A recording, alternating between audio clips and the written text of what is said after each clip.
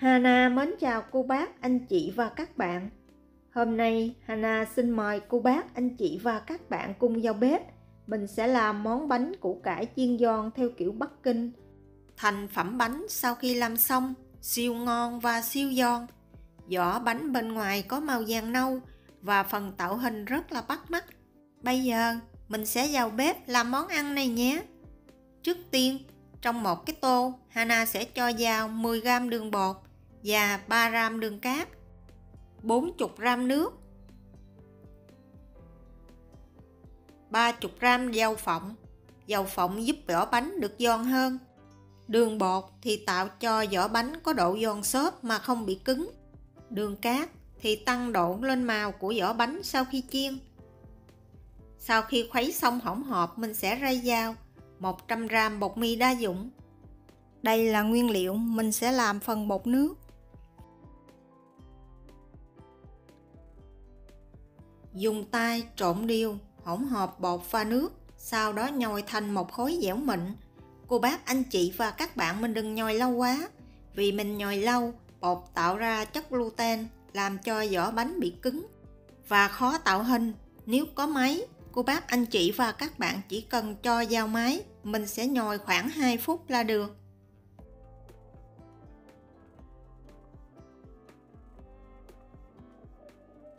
Bột sau khi nhồi xong, mình sẽ túm cho căng tròn khối bột lại và bọc phút ráp để qua một bên.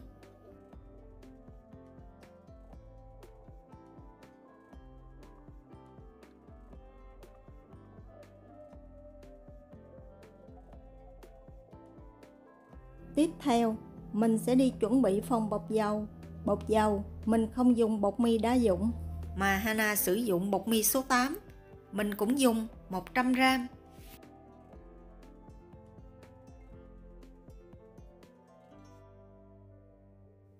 Thêm vào 50g mỡ heo. Nếu cô bác, anh chị và các bạn không thích ăn mỡ, mình có thể thay bằng 50g dầu phộng cũng được. Phần bột dầu này mình không cần phải nhồi máy, mình chỉ cần dùng tay trộn thành một khối dẻo mềm là được.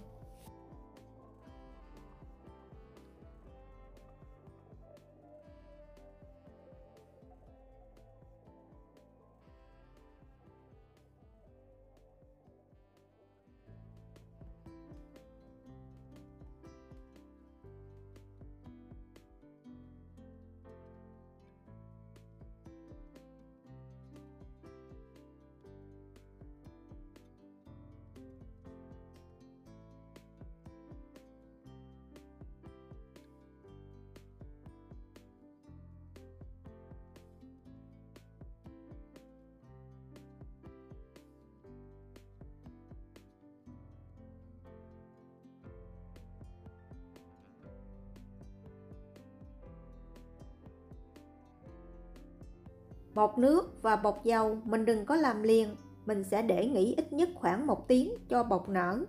Trong thời gian chờ bột nghỉ thì mình đi chuẩn bị phần nhân. Hana sử dụng 350g củ cải trắng. Sau khi gọt vỏ rửa thật sạch, mình sẽ đi cắt sợi cho thật là nhỏ.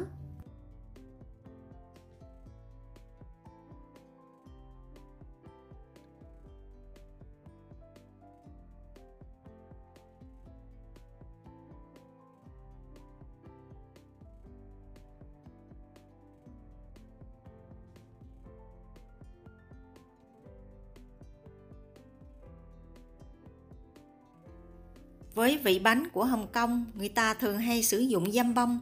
Nếu cô bác, anh chị và các bạn không thích, mình có thể thay bằng thịt xay cũng được. Hoặc nếu ăn chay, mình cũng có thể bỏ qua phần này.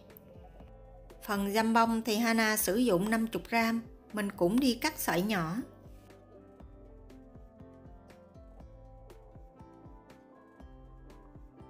Trong khi cắt củ cải, mình bắt sẵn một nồi nước sôi.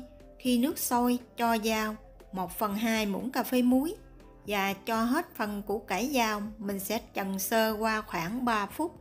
Mình làm như vậy, loại bỏ độ hăng của củ cải. Phần nhân sau khi làm xong ăn rất là ngon.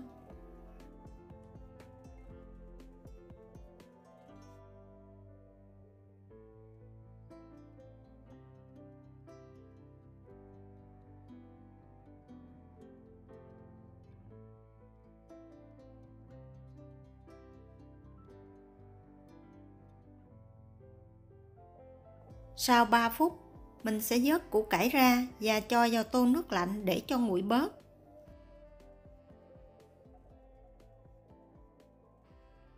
Khi củ cải nguội bớt thì mình sẽ vắt cho củ cải thật là ráo nước và để qua một bên.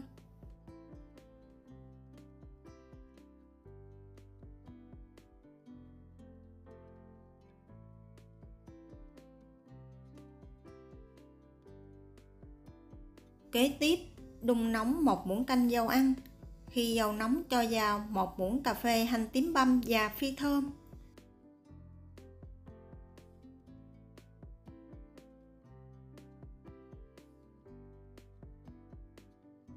Sau đó mình sẽ cho hết phần củ cải vào, xào khoảng 5 phút cho củ cải mềm.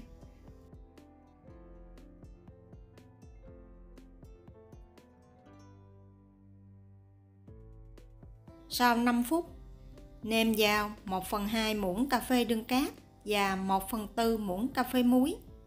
Nếu cô bác, anh chị và các bạn ăn bột ngọt, mình có thể nêm thêm 1/4 muỗng cà phê bột ngọt để điều vị nhân lại. Nếu không thích, mình bỏ qua. Để kết dính phần nhân lại, Hana sử dụng thêm 1 muỗng cà phê tinh bột bắp và 1 muỗng canh nước khuấy đều lên. Sau khi củ cải thấm đều gia vị, thì mình sẽ cho hết hỗn hợp bột bắp vào, trộn đều và tắt bếp.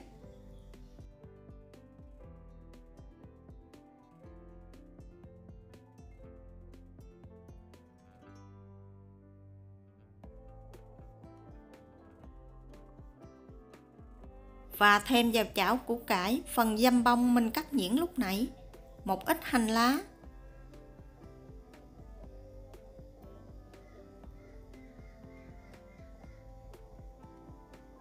một phần 2 muỗng cà phê me trắng rang vàng, 1/2 muỗng cà phê dâu me, trộn đều lên và để cho phần nhân thật là nguội.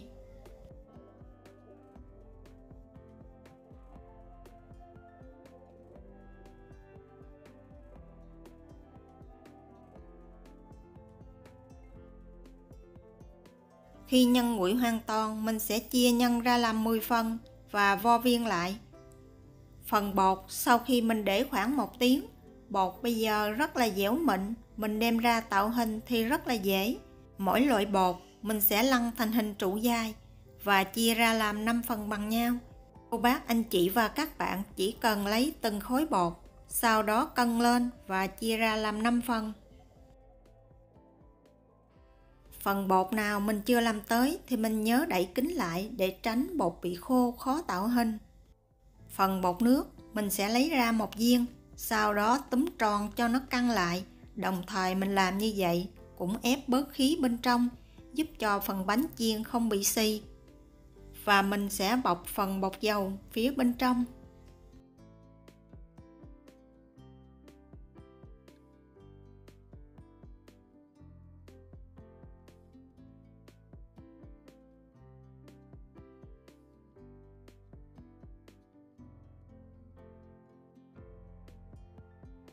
Mình sẽ làm lần lượt như vậy cho tới hết 5 viên bột. Và nhớ túm mép bột lại cho thật là kỹ để một chút mình cán, bột dầu không bị xì ra ngoài.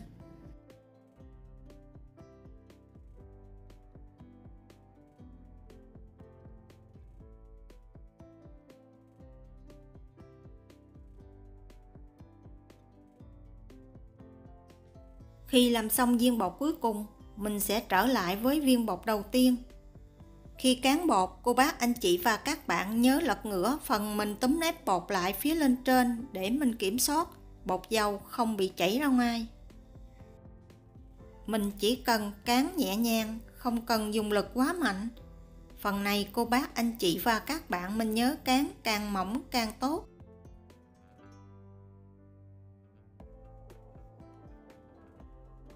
Khi cán xong, mình chỉ cần dùng 2 ngón tay trỏ lăn nhẹ khối bột lại, mình đừng có cuộn chặt quá, phần hoa văn sẽ không được đẹp. Làm xong phần bột cuối cùng, mình cũng trở lại viên bột đầu tiên và cán bột thêm một lần nữa. Phần này mình cũng nhớ để mép bột cuối cùng hướng lên trên và cán mỏng.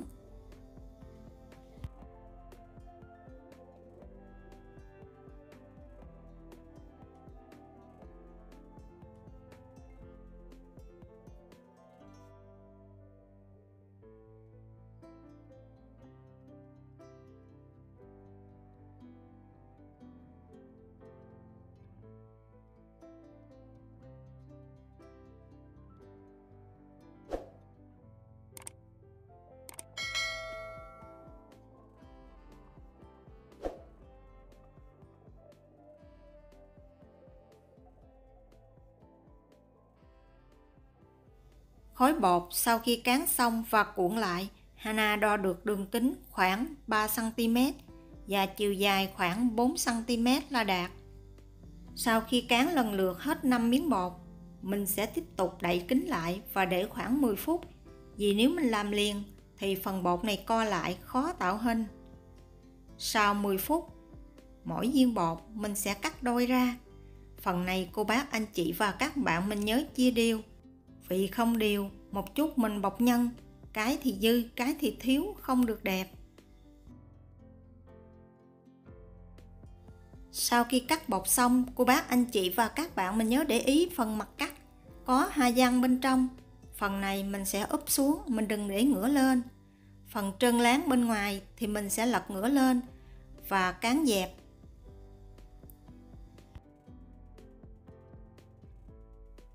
Sau đó cán tròn lại. Phần tạo hình cô bác anh chị và các bạn mình nhớ để ý kỹ phần Hana chia sẻ để cho mình làm được dễ dàng và thành công.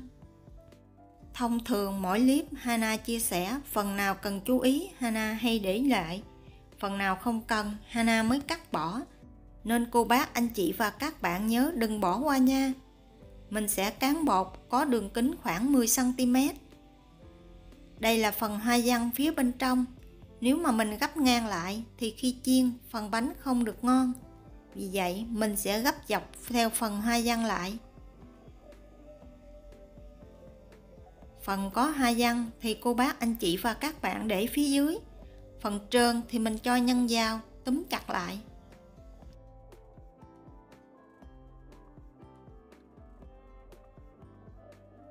Khi túm phần nhân, mình cũng đừng bóp trên phần vỏ quá nhiều. Mình chỉ cần túm chỗ mép bột lại. Nếu mình nắm chặt trên phần vỏ bánh một chút mình chiên, phần hoa văn rất là dễ bị mất nát. Và cũng nhớ túm kỹ phần mép bột lại. Phần bột dư cô bác anh chị và các bạn có thể dùng kéo cắt bỏ một ít. Mình đừng cắt sâu quá, vì nếu mình cắt sâu quá một chút phần này dễ bị tét. Hoặc là cô bác anh chị và các bạn mình cũng có thể không cần cắt.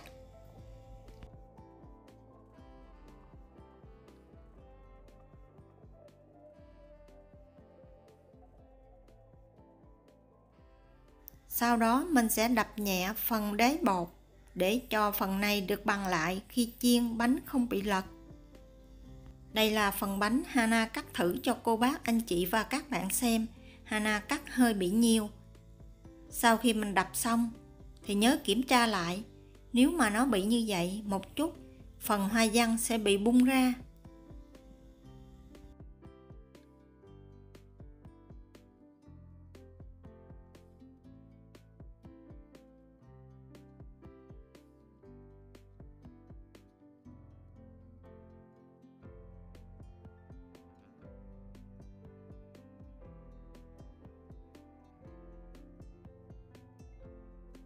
Sau khi tạo hình xong, mình sẽ đánh tan một quả trứng gà. Sau đó quét phần trứng gà này lên đáy bánh và áo một ít mè trắng ở phía dưới. Mè này mình không cần rang. Mình làm như vậy thì phần mép không bị bung ra khi chiên.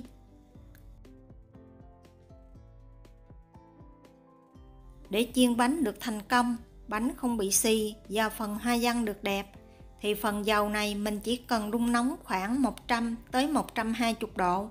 Khi dầu đủ nhiệt độ, mình sẽ hạ lửa nhỏ, sau đó xếp bánh vào. Để yên như vậy và chiên cho tới khi bánh bắt đầu nổi lên.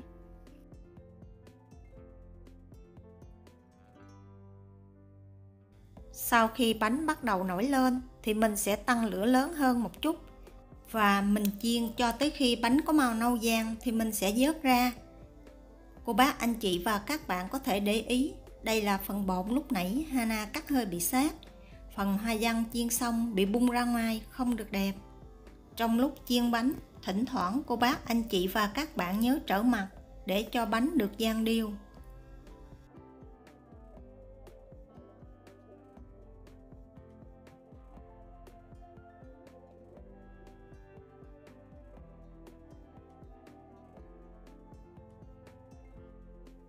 Để chiên đợt bánh thứ hai thì cô bác anh chị và các bạn mình nhớ tắt bếp để cho dầu nguội bớt, trở lại nhiệt độ ban đầu lúc nãy thì mình mới bắt đầu chiên.